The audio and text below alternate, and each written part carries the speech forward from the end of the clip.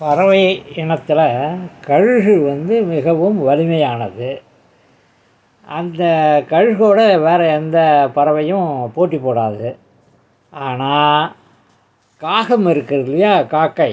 அந்த காக்கை என்ன செய்யும், கழுகு தாழ்வாக பறக்கும்போது கழுகின் முதுகு மேலே உட்காந்துக்கிட்டு அதை தன்னுடைய அழகால் கொத்தும். அதை கழுகு பொருட்படுத்தவே படுத்தாது. அது பாட்டு என்ன பண்ணும், அதை ஒரு எதிரியாகவே நினைக்காது. கழுகு என்ன செய்யும், உடனே ரெக்கையை விரித்து மேலே மேலே பறக்க ஆரம்பிச்சிடும். உயரத்துக்கு போக ஆரம்பிக்கும். காக்கையால் அந்த அளவுக்கு உயரத்துக்கு போக முடியாது. ஏன்னா அதுக்கு ஆக்சிஜன் பற்றாக்குறை வந்துடும், மூச்சு விட முடியாது. அதனால் அது என்ன பண்ணும், கீழே விழுந்துடும். இது ஒரு சின்ன கதை.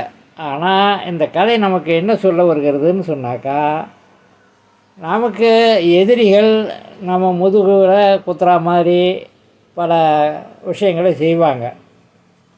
அதனால் நாம் சோர்ந்து போயிடக்கூடாது. காக்கையும் கழுகும் கதையை ஞாபகத்தில் வச்சுக்கிடணும்.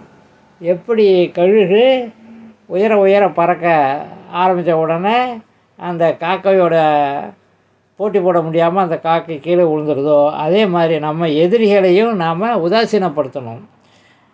அவங்களுடைய டார்ச்சர்லேருந்து நாம் மீண்டு வெளியே வரணும்.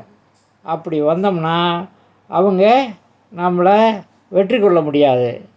நம்முடைய வாழ்க்கை இனிமையாக இருக்கும். எந்த ஒரு கதை சொன்னாலும் அதில் ஒரு நீதியை நாம் புரிந்து கொள்ள வேண்டும். சும்மா ஏனோ தோணான்னு கதை கேட்கக்கூடாது. இது நமக்கு இந்த மாதிரி மிருகங்களை வைத்து நமக்கு நிறையா பறவை இனங்கள், மிருகங்கள் இதெல்லாம் வச்சு நமக்கு நிறையா கதைகளை ஆன்றோர்கள் சொல்லிட்டு போயிருக்கிறாங்க. அதை நாம் நன்கு படித்து நலம் பெற வேண்டும்.